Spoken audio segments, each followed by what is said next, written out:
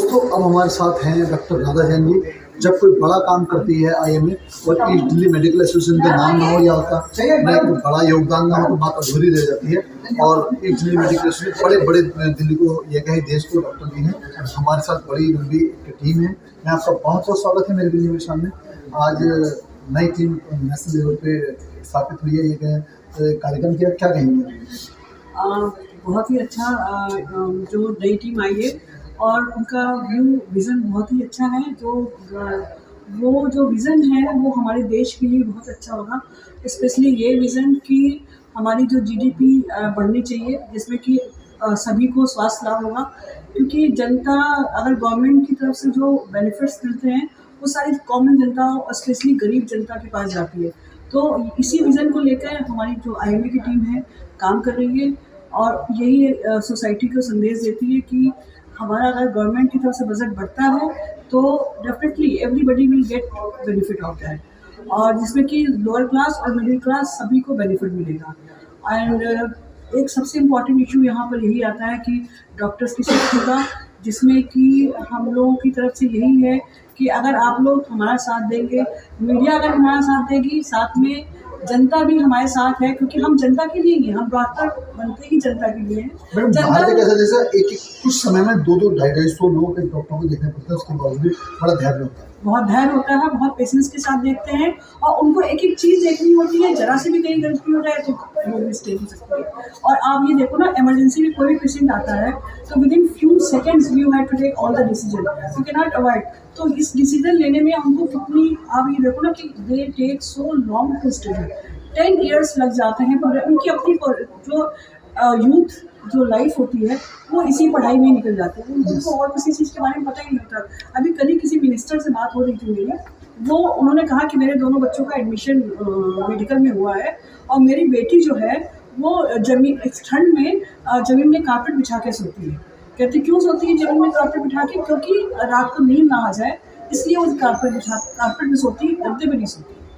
तो आप ये देखो ना कि वो बच्चा कितनी मेहनत कर रहा है, कितना परिश्रम कर रहा है। अब वो मिनिस्टर है, उनको आज पता चला जब उनकी बेटी का एडमिशन हुआ, अदरवाइज तो डॉक्टर्स की कोई वैल्यू ही नहीं है सोसाइटी में। क्या मानते हैं आप, ऊपर वाले ने आपको इतना बड़ा पेशा दिया है, इतना अच्छा पेशा दिया है, ये दिल्ली की जो आपके लीडर हैं किस तरह देखते हैं?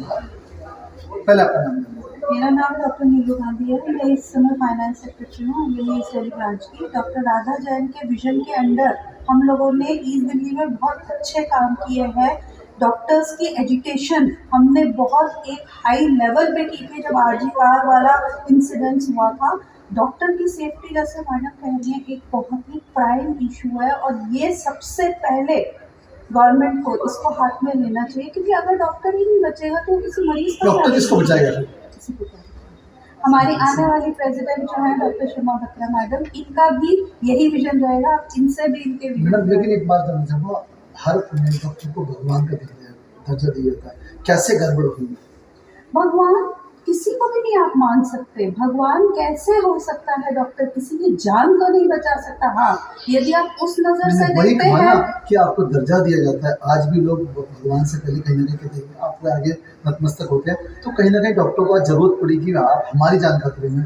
तो समाज में कहाँ गलती हुई? समाज में ये गलती हुई कि डॉक्टर के हाथ बहुत बांध दिए गए।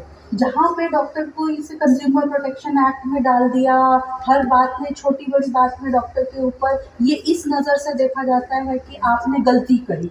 आप ये भी तो देखिए कि वो जान बचा रहा है, हज़ारों की, लाखों की जान बचा रहा है एट अ टाइम। जैसे मैडम ने बताया, बहुत थोड़ा समय होता है जान बचाने के लिए, टाइम बहुत कम होता है, उस समय डिसीजन ले रहा है, भले के लिए ले रहा है। विश्वास रखिए, तो विश्वास की कमी आई ना जनता का की, उसकी भी वजह से ये हुआ। शर्मा बत्रा जी हमारे साथ हैं, कहा जा रहा है आने वाली ईस्ट दिल्ली ब्रांच की एक प्रेसिडेंट हो सकती है, अध्यक्ष हो सकती है। दिल्ली में उससे पहले बहुत बहुत शुभकामनाएं। बड़े बड़े आयाम या कहीं बड़ी बड़ी मंजिलें ऊंचाइयां छुई ईस्ट दिल्ली ब्रांच में। देखो जो हमारी ईस्ट दिल्ली ब्रांच है, देखो हमारा जो मेन है कि हम अपनी सेफ्टी और पेशेंट की सेफ्टी, हम दोनों चीज़ें देखते हैं। और जो भी डॉक्टर बनता है वो चाहता है कि अपने सामने वाले मरीज की पूरी देखभाल करें और ठीक से उसको देखें।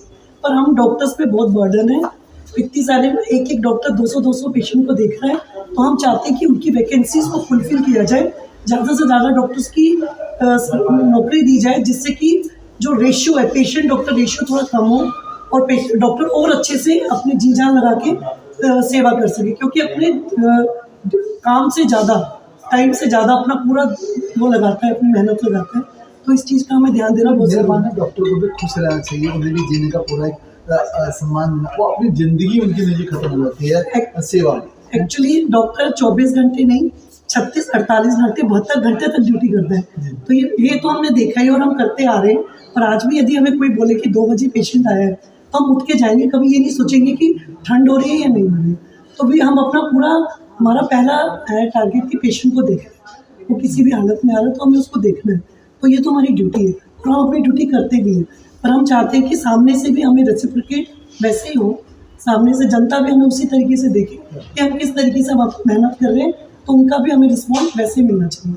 वो मानो इसीलिए हमारे भारत में डॉक्टर को क्यों कहा जाता है, भगवान का दर्जा क्यों दिया जाता है, कि हमारे जो डॉक्टर है ना उनमें ये प्रोफेशनलिज्म के से ज़्यादा मानवता है और एक दूसरे का सहयोग करने की भाव है, सहयोग करते हैं। लोग हम 24 घंटे नहीं 36 घंटे ड्यूटी करते हैं।